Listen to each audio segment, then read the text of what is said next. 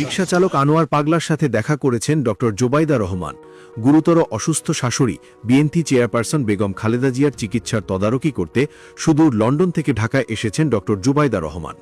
আর এই খবর শুনেই আবেগে আপ্লুত হয়ে পড়েন ব্রাহ্মণবাড়িয়ার সহিলপুর গ্রামের সাধারণ এক রিকশা চালক আনোয়ার। প্রিয় নেত্রীর পুত্রবধূকে এক নজর দেখার জন্য এবং সামান্য উপহার তুলে দিতে তিনি হাসপাতালের গেটে অপেক্ষা করছিলেন দীর্ঘ 6 দিন যাবৎ। ঘটনার সূত্রপাত আনোয়ারের গ্রাম সহিলপুর থেকে।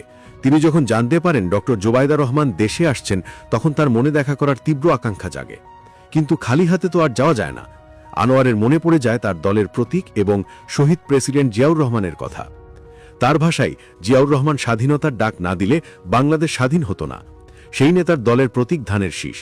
তাই তিনি সিদ্ধান্ত নেন এই ধানের শীষই হবে তার উপহার। প্রতিবেশীর ক্ষেত থেকে তিনি সংগ্রহ করেন 4টি ধানের গোছা। এই গোছা 4টি বুকে জড়িয়ে তিনি প্রথমে ছুটে আসেন বিমানবন্দরে। সেখান থেকে বসুন্ধরা বে অবস্থান নেন এভার কেয়ার হাসপাতালের সামনে।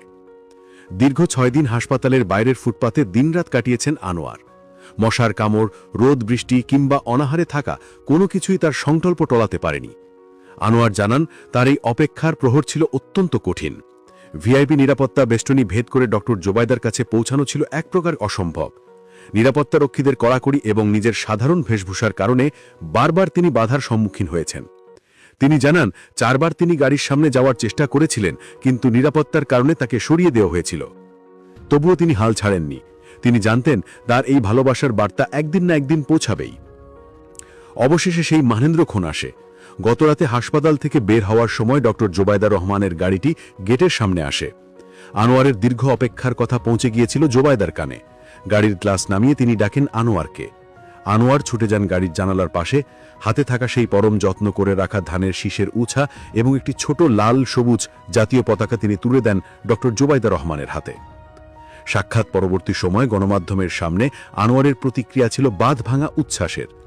তিনি বলেন, ডক্টর জোবাইদা রহমান আমার আনা ধানের শীষ নিয়েছেন, আমার দেওয়া পতাকা নিয়েছেন। তিনি আমাকে সালাম দিয়েছেন, আমিও তাকে সালাম দিয়েছি। আনোয়ারের কাছে এই মুহূর্তটি ছিল স্বপ্নের মতো। তিনি আবেগমথিত কণ্ঠে বলেন, শহীদ প্রেসিডেন্ট জিয়াউর রহমান যেভাবে হেসে হেসে কথা বলতেন, 3 বারের প্রধানমন্ত্রী বেগম খালেদা জিয়া যেভাবে জনগণের সাথে হেসে কথা বলতেন, এবং আমাদের ভারপ্রাপ্ত চেয়ারম্যান তারেক রহমান যেভাবে চমৎকারভাবে হেসে কথা বলেন, ঠিক তেমনিভাবে ডক্টর জোবাইদা রহমানও আমার সাথে হেসে কথা বলেছেন। আনোয়ারের মতে, ডক্টর জোবাইদা রহমানের সেই হাসি মুখ এবং কুশল বিনিময় তার 6 দিনের সমস্ত ক্লান্তি ও কষ্ট নিমিষেই ভুলিয়ে দিয়েছে। ডক্টর জোবাইদা তাকে জিজ্ঞেস করেন তিনি কেমন আছেন। উত্তরে আনোয়ার জানান তিনি ভালো আছেন। একজন দরিদ্র রিকশা চালক হয়েও আনোয়ার কোনো আর্থিক সাহায্য চাননি। তার চাওয়া